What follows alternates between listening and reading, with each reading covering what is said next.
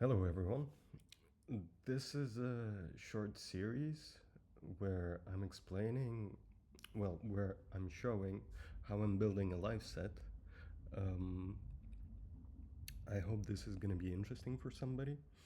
But yeah, basically, the main point here is that I am trying to use my own words while watching a recording of me making my own live set to maybe understand a bit better what I'm doing, maybe learn from my mistakes, and maybe somebody else can learn from them as well. Mm, so, yeah, in this first video, I'm going to start with the low end, which is basically how I make my kicks, my rumbles, um, and I'm going to show you some of the ideas that I'm working with most of the time here. Um, so yeah, I start off. This is actually I started recording this video beforehand, or not beforehand, but after I started working on this. But yeah, the first idea here is to make a drum machine, and I like to use synthesizers. Although later on, I recently started using samples from my synthesizers. But yeah, as you can see, I'm using a wavetable, and I'm just scanning. I'm trying to look, find something, listen to sounds. Which sounds are gonna work best for me? What do I like? What will inspire me? Do I want a kick that sounds like a laser, or do I want a kick that is just a kick, that is just a very low boom? I'm also showing here the matrix where, as you can see, I'm using envelope 3 for pitch and for frequency of the filter. And yeah, here I'm trying out maybe folding the wave would be something interesting, because what I'm searching for is actually I really like to hear that a bit of a lasery thing. Um,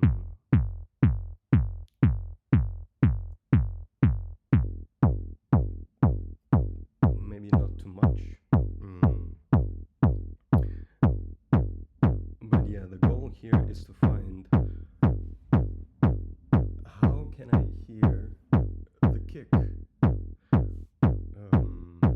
not just be one pitch, not just be or a swoop, this going down 2 octaves sound, which is just a sine wave. I like my kicks to have a vibration to them, which is basically, in my opinion, is best done through wave shaping and not using just the pure sine wave. mm, but to somehow add to it in different ways. Sweeping frequencies, I'm trying to listen for a good click sort of sound, which I like to be very saturated, very full of harmonics. Um, Yet very balanced in the sense that I don't want it to take the full range of the frequencies that we hear. And here again, I'm just trying different waves, different shapes, and finding the balance between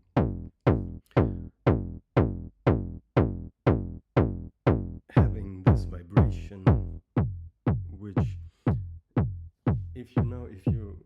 if you ever tuned an instrument, a stringed instrument, you hear when two strings are out of tune, they have this vibration in between them, and I'm kind of seeking that, uh, but at the same time, it is important to keep some things tight and in tune.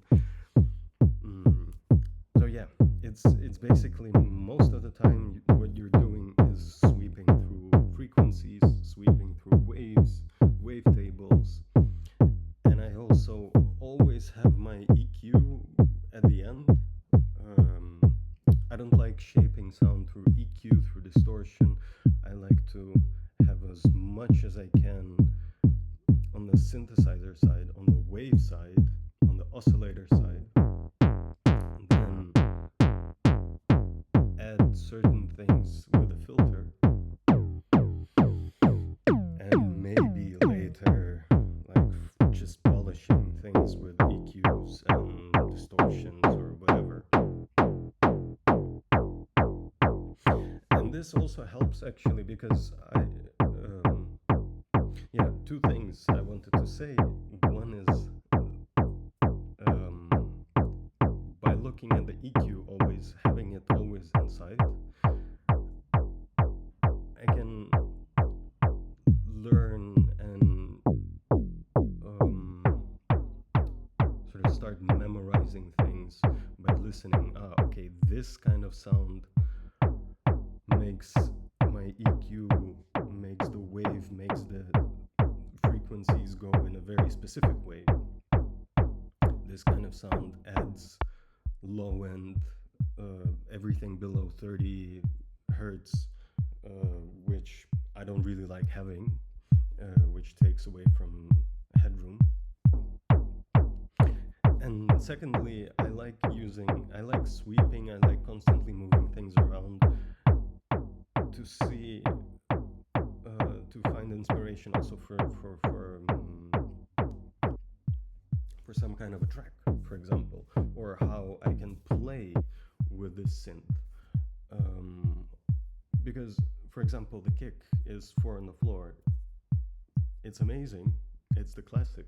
It's the boom, boom, boom. But I like it when all of my instruments are moving. They all can change sounds. That's what makes it interesting for me.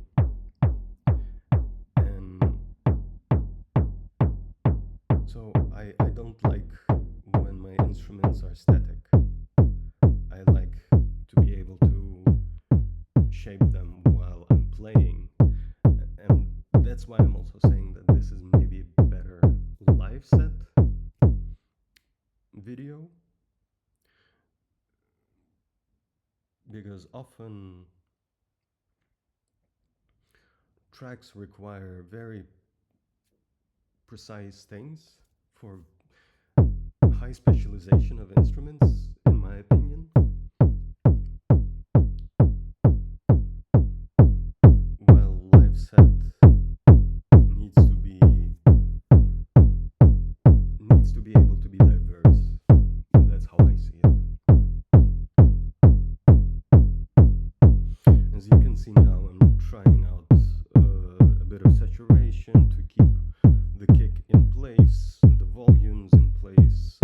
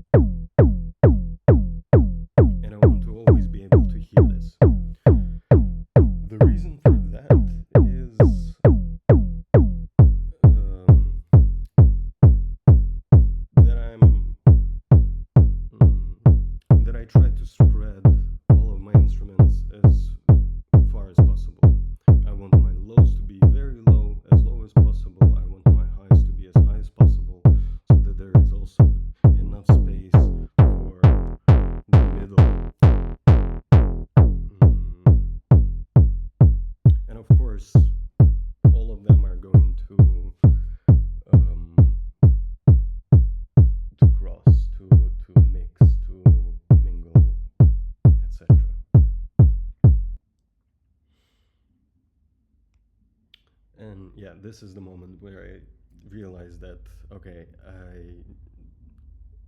I'm not I don't like saturator as much. I don't like distorting the kicks. Um, with the saturation, I just love drum bus from Ableton. And I think in the end, if you hear my kicks, I don't know if anyone would ever hear my kicks. Um, you will realize that most of my kicks and like in the end wave shaping on the side of the oscillator and the filter of the synthesizer, all of this is very important, but in the end my kicks sound like drum bus, because drum bus in my opinion keeps it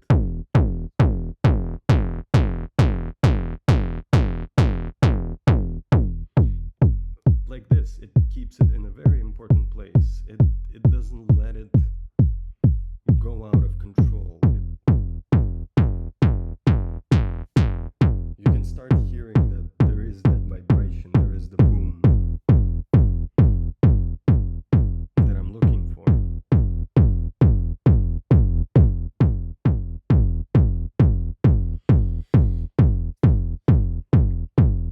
There is that bit of atonality, I guess, or when the two oscillators are maybe not fully in tune, they're not producing the same pitches, the same harmonics. So as a result, it's not just a clear sine wave, the pure sine wave.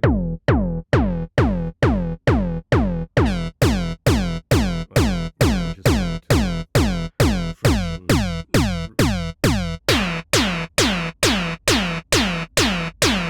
Yeah, this is palette freshening, kind of. And seeing how far I can go with this. How far can I take that kick? Maybe later in the track while I'm playing live.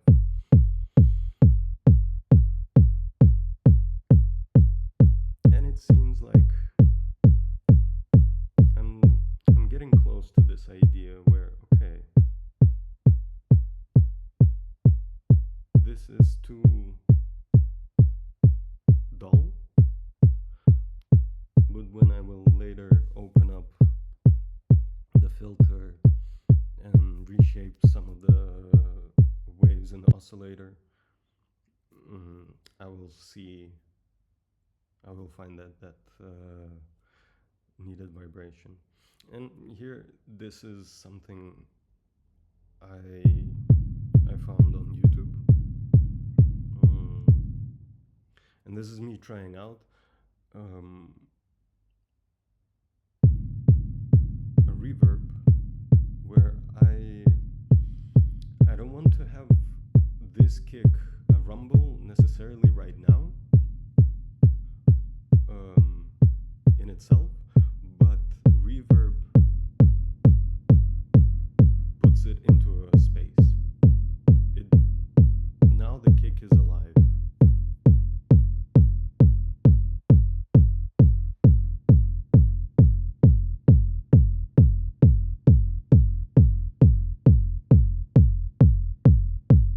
It's a very light difference.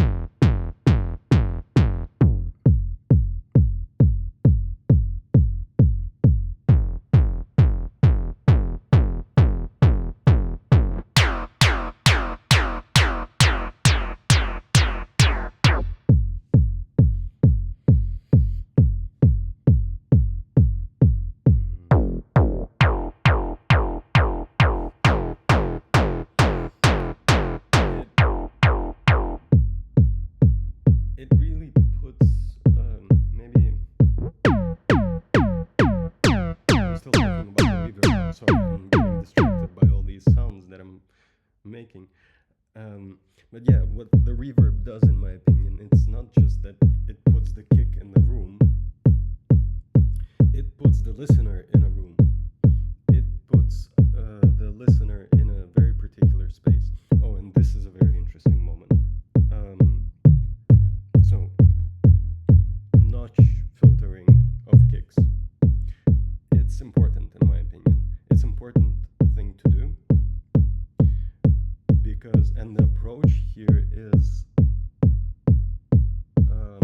find booming pitches. Find something that lingers longer than you want your kick to be, longer than its decay, or maybe it exaggerates the length of the decay of the kick. And here I was trying it out a bit, but seeing as everything is kind of in its place, I think I ended up making the decision of not having any notches. But yeah, hopefully you will see with this specific video later on. And okay, these are the decisions I'm already making a bit here. It is learning from how they made 909 kicks. And there is no net. There, 909 kicks are not made by an oscillator, a sine oscillator that goes down in pitches. Or maybe maybe I understand something wrong, but this is what I learned recently.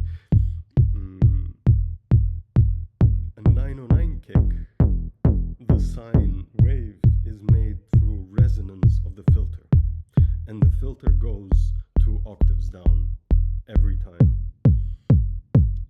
and that's it. And this is also with the thought of the EQ. I think, like, I'm still sweeping wavetables here. I'm not going to go into details on what exactly is happening in that moment,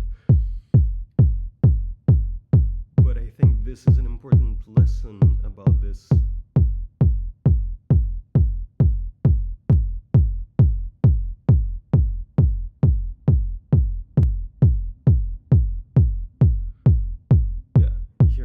Here I realized, like, okay, there is nothing that it changes really for me, so I'm not going to use the EQ tool, and I'm not going to notch any frequencies there.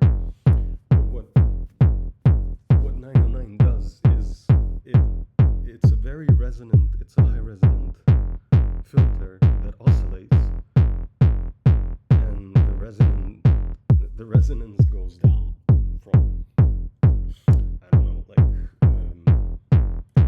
40 is the low E times 2 is 160 hertz to 40 hertz. That's the idea. And the more resonance there is, the longer the decay. And that's why we're talking about notching in general. I'm sorry, I'm still on the same topic of notching, but that's why we do notching to lower the boom, in my opinion, as I see it. Okay, and here's me trying to figure out how I'm going to macro things, because again, I like to shape sounds while I'm playing live. In the end, though, this is also a bit of a weird point right now for me, because the live set I'm working on right now with some new gear that I bought. There I'm just using samples, sample of the kick from this specific kick drum synth that I've been making, that I'm working on in this video. So yeah, it's kind of weird to see how I'm mapping all these things that I would like to control, but in the end, I make the decision of not using them and just use only one sample of the many possibilities that this kick provides.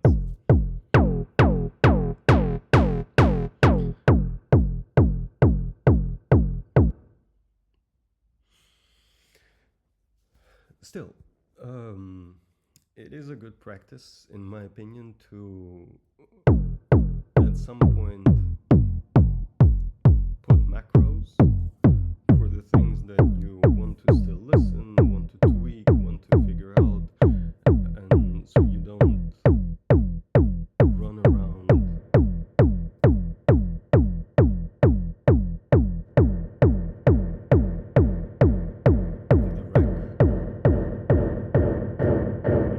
Considering making it just a rumble, but then no, I go back to my initial focus of making the kick.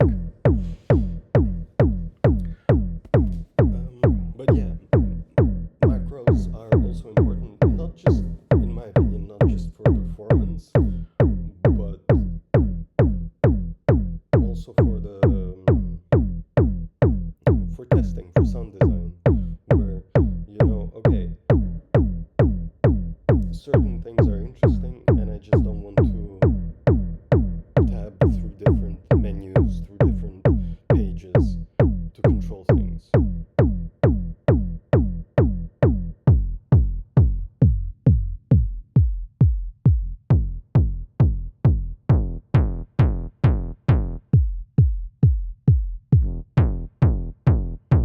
And it's also good sometimes to see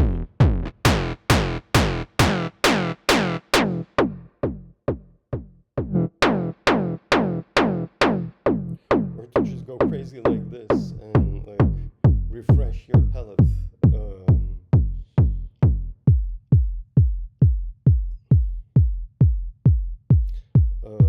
Add quickly add different pitches, high frequencies, high harmonics to see how the drop is gonna work. This is a bit of organization that I'm doing, um, adding things to the group so I can macro things later on. But yeah, these bursts that I'm doing once in a while are explicit also in the sense of okay, this is how something is going to build, and then I'm gonna drop it all and leave the kick because these are the hardest drops in my opinion.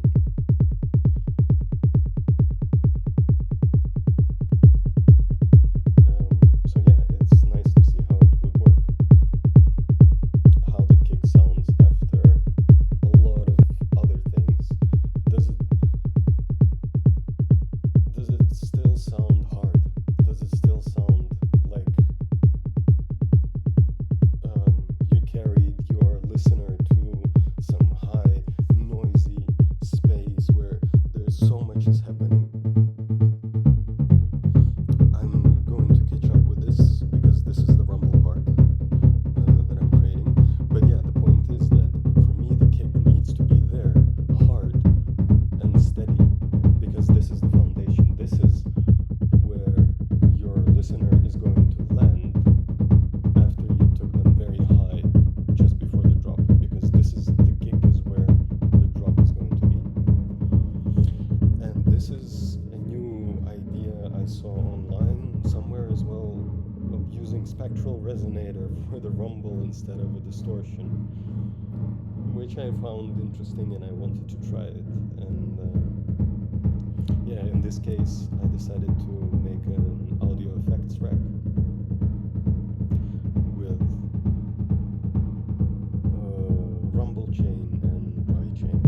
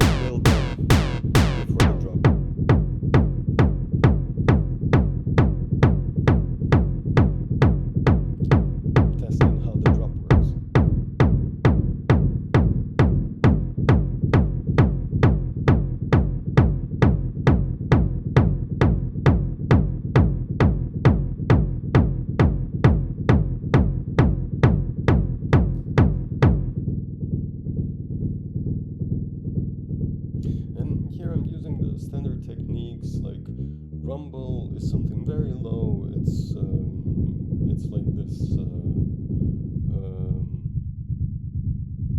bunker, whatever, hangar, garage, big, reverby space that you put your kick in. So again, your listener is within a very specific space when they're listening to your music. They're not in a theater. They're not in a room. They're in a very large and dark space, potentially with many lasers and strobe lights and uh, loud vibrations that move their bodies. Here again, I'm using compressor to sidechain.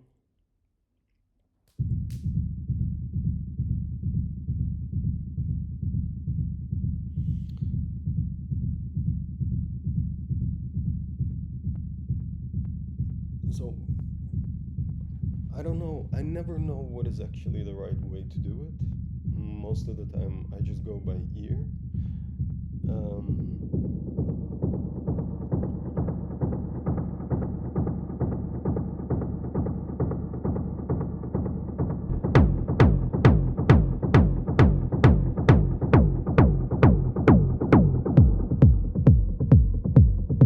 But yeah, with a compressor, I feel that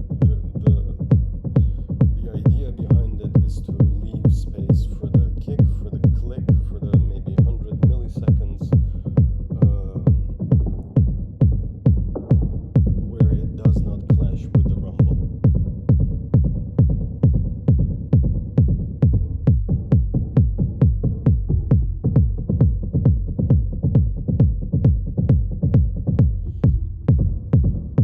And then the rise of the rumble volume. These are some kind of artistic decisions.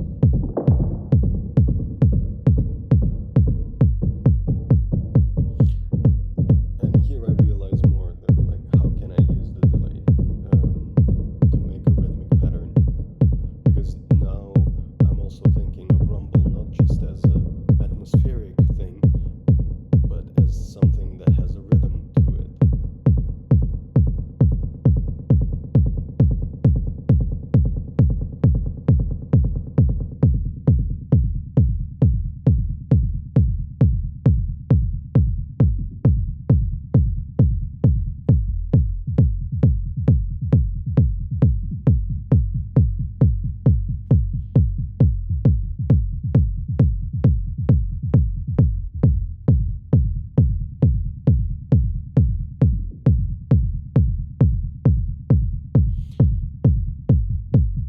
So you can hear 1, 2, and 3, they have different patterns. They make different feels. Like 3 for me makes this fast-paced thing where it's actually like a couple of DJ friends told me at some point that, like, they were surprised that it was 134, for example, a track that I made. It felt a lot faster, like 140, 45. But it's because I often use the 3 in the delay for the rumbles. So the 2s are just full on 2, well, actually on 3. It makes the distance half.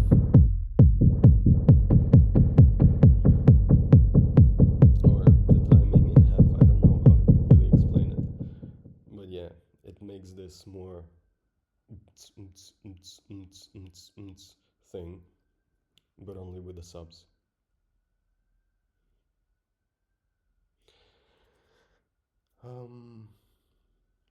Well, 3 has this faster pace. It feels like it's rushing somewhere. It feels like it's running somewhere.